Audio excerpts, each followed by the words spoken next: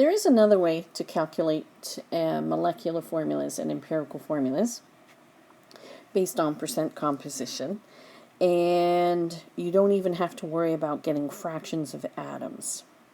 What you get first is your molecular formula, and then you reduce it to get your empirical formula. So I'll show you how to do this this alternative way.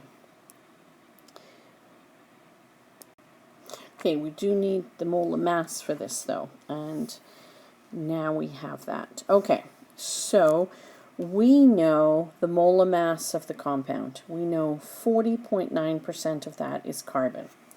So if we take 176.12 grams per mole and we multiply it by 40.9% or 40.9 parts per 100 parts, we will figure out the grams per mole that is just carbon. So 176.12 times 40.9 divided by 100 is 72.03, let's carry an extra sig fig for now, grams per mole that is carbon. So out of that 176.12, 72.033 is just carbon. So now we take that molar mass of the portion of the overall mass that is just carbon, and we divide by the molar mass of carbon, and this will tell us how many carbons are in the formula.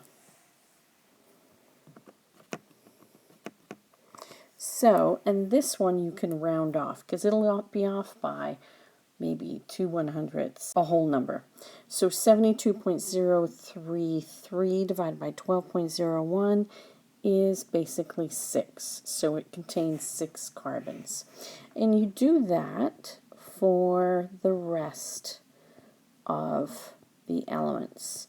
So we've got our molar mass, and we multiply it by the percent that is hydrogen.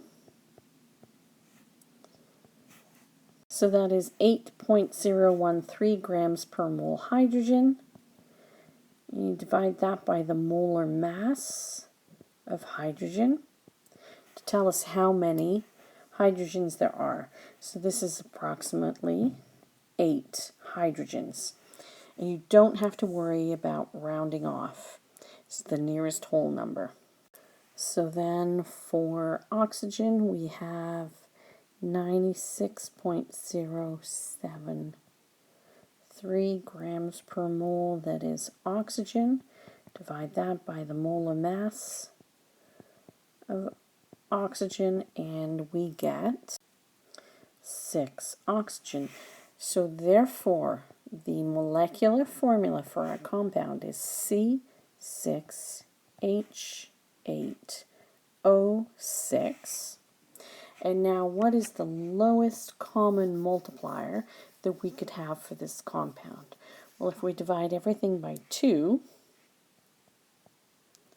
we get C3H4O3, and nothing can go into 3 and 4. That's a whole number.